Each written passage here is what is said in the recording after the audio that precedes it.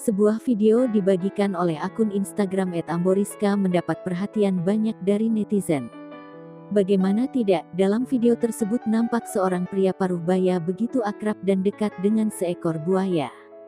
Bahkan, ia juga sudah menganggap buaya betina itu seperti anaknya sendiri. Padahal buaya sendiri dikenal dengan hewan buas dan makhluk pemangsa. Fitriani, 15, menginformasikan jika Pak Ambo dalam videonya tersebut merupakan ayahnya. Pak Ambo menjelaskan awal mula ia bertemu buaya betina di sekitar Sungai Guntung, Bontang, Kalimantan Timur.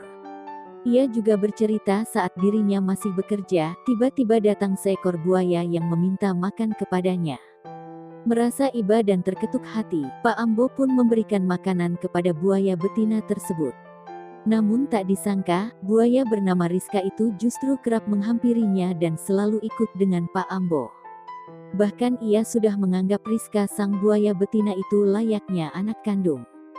Pak Ambo juga menerangkan bahwa dirinya dan Rizka sudah bersahabat selama 24 tahun.